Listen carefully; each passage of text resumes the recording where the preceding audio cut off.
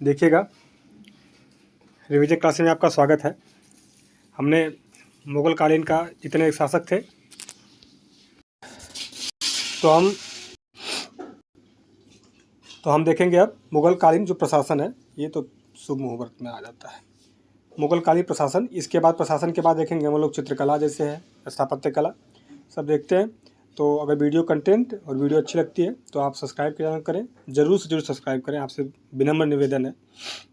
फिर उसके बाद आप PDF चाहिए तो आप डिस्क्रिप्शन बॉक्स में लिंक दिया हुआ है दोस्तों, आप जाके उस पर टेलीग्राम चैनल को फॉलो करिए, मैसेज करिए, उसमें आपको PDF प्रोवाइड कर दी जाएगी। ठीक है, देखिएगा, मुगल जो प्रशासन है सैन्य शक्ति पर आधारित था एवं केंद्रीकृत व्यवस्था थी। ये इंपॉर्टेंट है, इसलिए आपका नियंत्रण एवं संतुलन पर आधारित है। कहा जाता है कि केंद्रीय प्रशासन, देखिएगा, जो अकबर के समय केंद्रीय प्रशासन का उल्लेख है, क्योंकि वास्तविक देखेंगे कि सारा जो प्रशासन है वो अकबर से कोरिलेट करके देखा जाता है।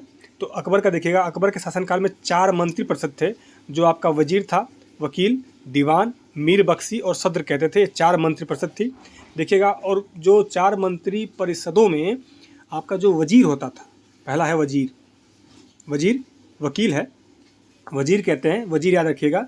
और वकील भी सब ये शब्दावलियाँ में आ जाता है कभी कभी, तो याद रखिएगा। यह साम्राज्य का प्रधानमंत्री होता था, ठीक है। जैसे अब्दुल रहीम खान खाना, ये आपका वजीर था, तो ये प्रधानमंत्री होता था। इसमें सैनिक एवं असैनिक दोनों मामलों में असीमित अधिकार प्राप्त थे। असीमित मतलब कोई सीमा नहीं थी, किसी को लपेट के ठोक सकता है, कोई बात, किसी मुद्दे पे तुरंत निर्णय लेना, मतलब असीमित इसके पास अधिकार थे। दीवान क्या होता था? अकबर ने वजीर के एकाधिकार को समाप्त करने के लिए इस पद की स्थापना की थी। बहुत इंपॉर्टेंट लाइन है, ये याद रखिएगा। ना लिखा होता तो आपको मैं समझाता, लिखा ये तो समझ लीजिए। क्या है कि वित्त एवं राजस्व का सर्वोच्च अधिकारी होता था। पहले क्या होता था कि जो वजीर होता था वो वित्त और राजस्व के साथ साथ सब कुछ देखता था, तो उसके पास एकाधिकार था। उस एकाधिकार को खत्म करने के लिए आपका वित्त और राजस्व के लिए अलग से सर्वोच्च अधिकारी बनाता है, जिसका नाम दीवान रखता है। सम्राट की अनुपस्थिति में वह शासन के साधारण कार्यों को देखता था। ठीक है दोस्तों, आगे देखिएगा। आगे क्या है कि मुगल काल में असद खान ने सर्वाधिक 31 वर्ष तक दीवान पद पर कार्य किया था। दीवान की जो सहायता के लिए अधिकारी, ये देखिएगा, तो इसके साथ देखिए, दीवान की सहायता के लिए अधिकारी, मुख्य अधिकारी कौन कौन से?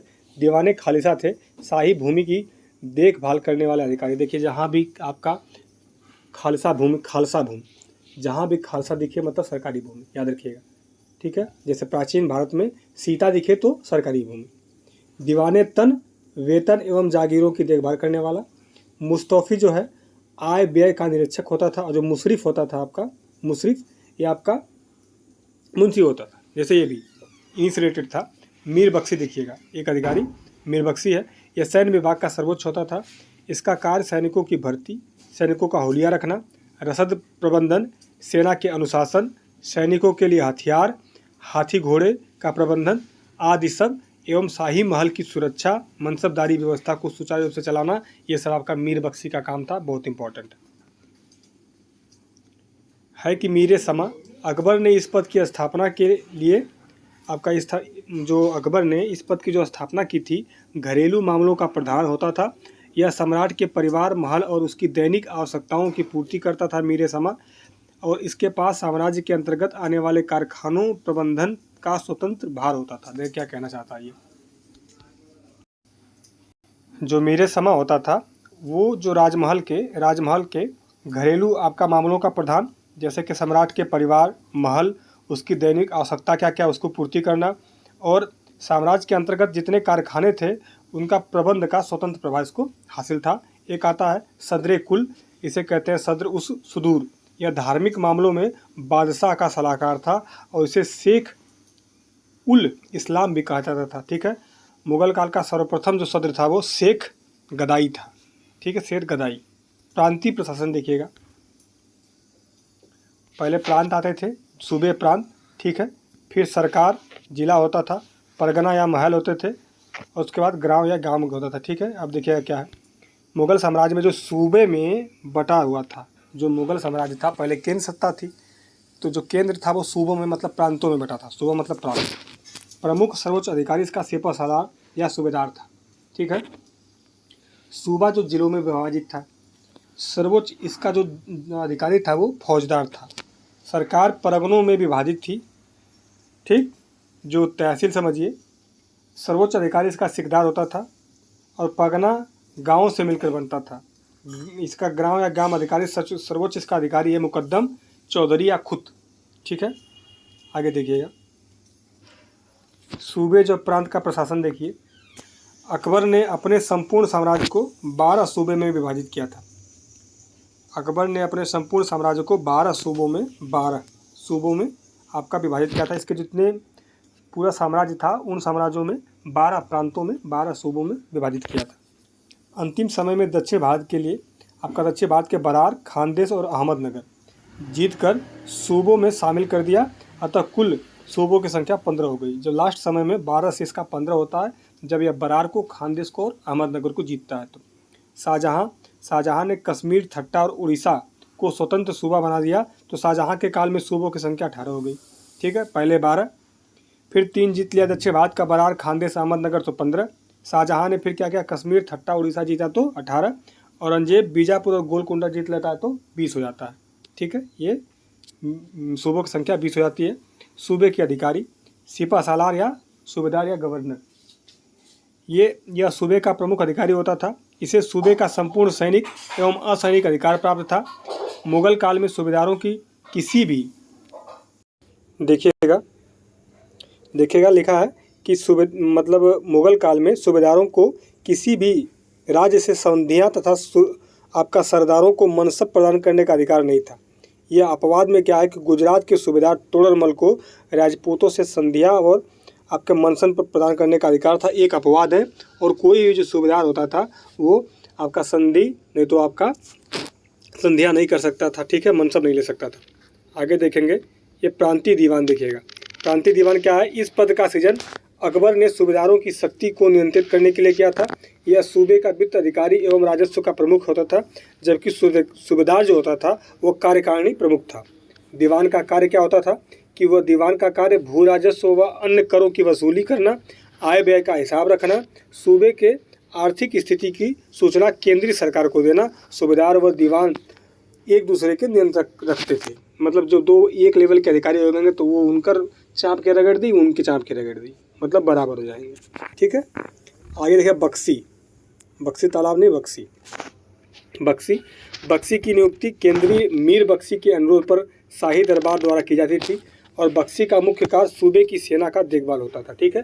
पहले मीर बक्सी केंद्र में और बक्सी जो होता था आपका राज्य में। देखिएगा, मीर बक्सी और बक्सी में अंतर क्या होता था। प्रांतीय बक्सी सेना को वेतन वितरण का कार्य भी करता था, जबकि मीर बक्सी सेना का वेतनाधिकारी नहीं होता था। केंद्र में वेतन वितरण का कार्य दीवाने तन करता था। इंपॉर्टेंट है ना, बहुत इंपॉर्टेंट है। प्रांतीय सद्र या मीर अदल कहते थे इसे। सद्र की दृष्टि से यह प्रजा की नैतिक चरित्र एवं इस्लाम धर्म के कानूनों की पालन की व्यवस्था करता था एवं काजी की दृष्टि से न्याय करता था। देखिए क्या है, जो प्रांतीय सद्र होता था, मीर अदल कहते थे, यह सद्र की दृष्टि से, जो ऊपर सद्र का अधिकारी होता था, से यह प्रजा की नैतिक चरित्र और इस्लाम धर्म में जो कानून का पालन करने की व्यवस्था थी उसको देखता था। और काजी की दृष्टि से क्या होता था कि न्याय करता था, ठीक है। कोतवाल आता था, तो कोतवाल सूबे की राजधानी तथा बड़े बड़े नगरों में कानून एवं व्यवस्था की देखभाल कोतवाल करता था। सरकार और जिले का प्रशासन देखिएगा। देखिए कि मुगल काल में सरकार जिले में आपका फौजदार, अमील, कोतवाल और काजी इत्यादि महत्वपूर्ण अधिकारी थे। मुगल काल में सरकार जिले में फौजदार, अमील और आपका कोतवाल एवं काजी महत्वपूर्ण अधिकारी थे। फौजदार जो होता था आपका फौजदार, यह जिले का मुख्य प्रशासक होता था, और जो फौजदार होता था यह जिले का मुख्य प्रशासक होता था। इसका कार्य जिले में कानून व्यवस्था बनाए रखने, यहाँ लिखा है बनाए रखने, चोर लुटेरों से जनता की रक्षा करना, और शेर शाह के समय मुंसिफान जो था इसे कहा जाता था। जो फौजदार था शेर शाह के समय उसके मुंसिफान कहा जाता था। जनता की चोर लुटेरों से रक्षा करता था, ठीक है, और कानून व्यवस्था बनाए रखता था। कालांतर में फौजदार को न्यायिक अधिकार भी मिले, बाद में यह वंशानुगत पद हो गया था। आमिल या अमलगुजार है, यह जिले का वित्त अधिकारी होता था। इसका कार्य लगान वसूल करना तथा कृषि व किसानों की देखभाल करना। कौन था? अमील। विथिक्ची यह लिपिक क्लर्क होता था जो भूमि राजस्व संबंधी कागज तैयार करता था। कोतवाल नगर में शांति एवं सुरक्षा स्थापित करना, स्वच्छता और सफाई का कार्य, न्यायिक कार्य में भी ये करता था। जो खजानदार है यह जिले का खजांची होता था। ठीक। काजी सरकार है जो, यह आपका न्यायिक कार्य करता था। औरंगजेब काल में जजिया एवं जकात करों की वसूली कौन करता था? काजी सरकार। औरंगजेब के काल में जजिया और जकात के करों का आपका वसूली करता था। ठीक, आगे देखिएगा। परगना और प्रशासन। सिकदार क्या है? परगने का प्रमुख अधिकारी आपका परगने का प्रमुख अधिकारी होता था सिकदार, और मुख्य कार्य परगने में शांति स्थापित करना। अमील क्या है? देखिए, अमील क्या है? परगने का वित्त अधिकारी। कार्य, इसका कार्य क्या है? किसानों से लगान वसूलना अमील का कार्य है। कानून गो परगने का जो पटवारियों हैं उनका प्रधान होता था, पटवारी का। ठीक है। ग्राम प्रशासन का, मुगल शासक गांव को एक स्वायत्त संस्था मानते थे और इसका प्रशासन का उत्तरदायित्व मुगलों के अधिकारियों को नहीं दिया जाता था। खुद ग्राम पंचायतें ही अपने गांव की सुरक्षा, सफाई एवं शिक्षा की देखभाल करती थी। मुकद्दम चौधरी यह गांव का ग्राम प्रधान होता था। देखिएगा, नोट क्या है? मुसद्दी नामक अधिकारी मुगल काल में बंदरगाहों के प्रशासन की देखभाल करता था। मुसद्दी जो था बहुत इंपॉर्टेंट है। मुसद्दी पूछ सकता है भाई साहब, नए शब्द पूछता है खोज के। तो मुसद्दी जो होता था यह मुगल काल में बंदरगाहों के प्रशासन की देखभाल करता था। और बयुतात जो होता था यह कारखानों को बयुतात कहा जाता था। मुगल काल में जो कारखानों को बयुतात कहते थे।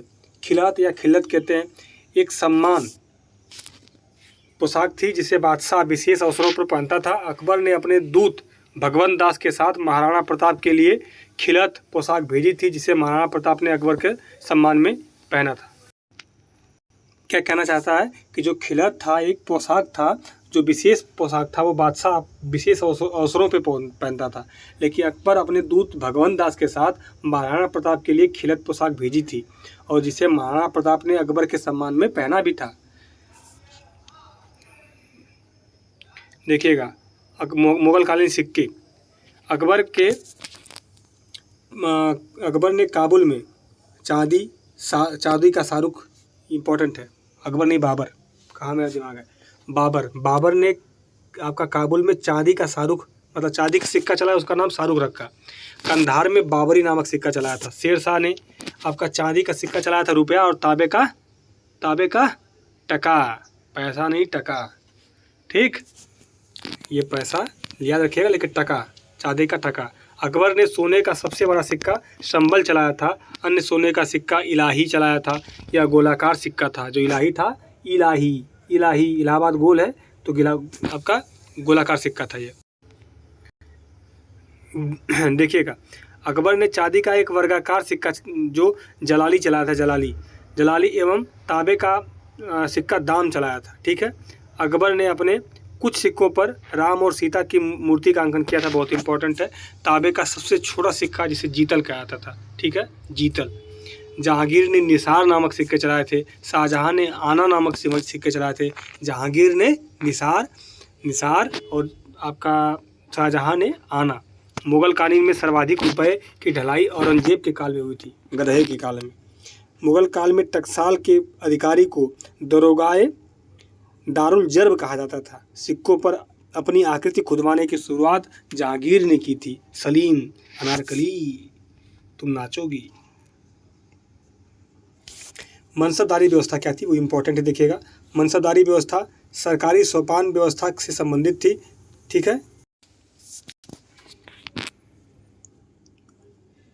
है, मनसबदारी व्यवस्था सरकारी सोपान की व्यवस्था थी। सभी मुगल अधिकारी चाहे वह आपका सैन्य सेवा से संबंध हो या असैन्य सेवा से संबंधित हो, एक ही सोपान क्रम में संयोजित कर दिए गए थे। मनसब में ओहदा और आपका एवं वेतन निर्धारित होता था। ठीक है, मनसबदारी व्यवस्था अकबर ने लागू की थी। मनसबदारी व्यवस्था जो है मंगोलों की दशमलव पद्धति पर आधारित थी। बहुत इंपॉर्टेंट है बेबी।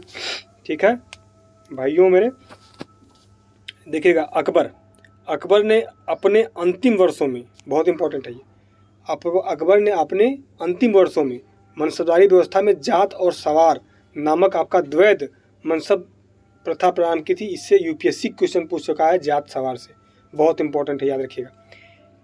आगे देखिएगा, मनसबदारों को वेतन जागीर के रूप में, देखिए नगद जागीर के रूप में नगद दिया जाता था, परंतु केवल राजस्व प्राप्ति का जो अधिकारी था, प्रशासनिक अधिकारी नहीं था। क्या लिखना चाहता है ये? लिखता है कि मनसबदारों को जो वेतन है जागीर के रूप में या नगद दोनों दिया जाता था, परंतु केवल राजस्व प्राप्ति का अधिकार था। ठीक है, परंतु केवल राजस्व प्राप्ति का अधिकार था और प्रशासनिक अधिकार नहीं था। किसको?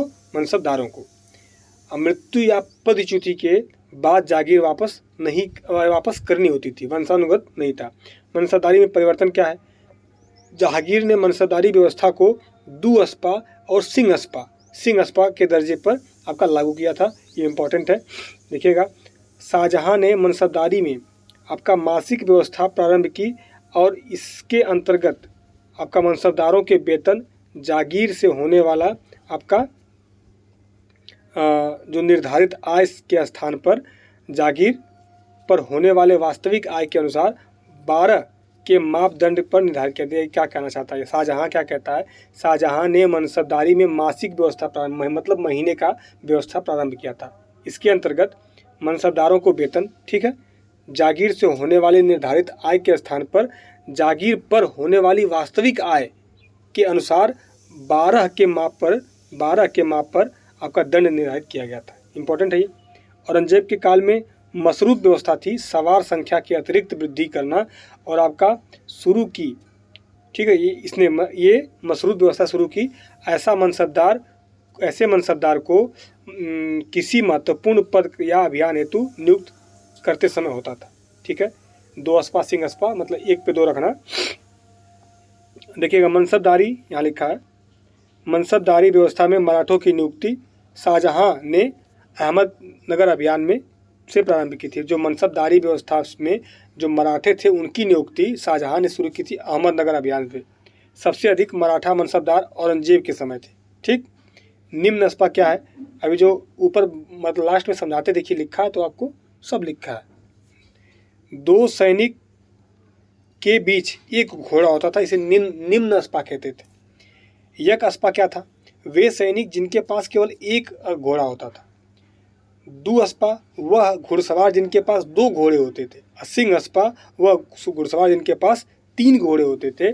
जैसे एक सैनिक है उसके पास 2 घोड़े हैं तो आपका 2 अस्पा है, अस्पा, और एक सैनिक है जिसके पास 3 घोड़े हैं वो सिंह अस्पा है। ठीक, आगे देखिएगा, मुगलकालीन राजस्व प्रणाली। देखिएगा, राजस्व प्रणाली में मुगलकालीन में भू राजस्व फसल उत्पादन पर लिया जाता था। इस काल में भू राजस्व के लिए माल ए वाजिब शब्द का प्रयोग किया जाता था। आईने दहसाला, इंपॉर्टेंट। इस प्रणाली का वास्तविक प्रणेता तोड़रमल, इसीलिए इसे तोड़रमल व्यवस्था भी कहते हैं, मंसूर ने सहायता की थी इसकी। इसके अंतर्गत अलग अलग फसलों के विगत 10 वर्षों के उत्पादन और उसी समय प्रचलित मूल्यों का औसत निकालकर उस औसत का 1/3 हिस्सा राजस्व के रूप में वसूला जाता था। ये आपका नगद रूप में होता था और इस प्रणाली में 1/10 भाग प्रत्येक वर्ष वसूला जाता था, जिसे माले दहसाला कहा जाता था। प्रारंभ में दहसाला प्रणाली संपूर्ण राज्य में लागू नहीं की गई थी, बल्कि केवल उन्हीं क्षेत्रों में प्रचलित थी जिन क्षेत्रों में जाप्ती प्रणाली प्रचलित थी। आगे लिखता है कि आईने दहसाला प्रणाली को दक्षिण में शाहजहां के शासनकाल में मुर्शिद कुली खां ने लागू की थी। मुर्शिद कुली खां देखेंगे 1722 से लेकर 1700, उसी 1700 में उसकी नियुक्ति होती है। ठीक है, मुर्शिद कुली खां दीवान बनता है, बाद में उसको 1717 में सुबेदार नियुक्त करता है। कौन? फ़र्रुखसियर। ठीक है, आगे देखेंगे दहसाला की विशेषता क्या है। दहसाला की विशेषता देखिएगा, भूमि की माप, अनिवार्यता एवं उत्पादन का आकलन का अनिवार्य करना यह था। दस्तूर के आधार पर राजस्व निर्धारण और राजस्व की वसूली नगदी में होती थी।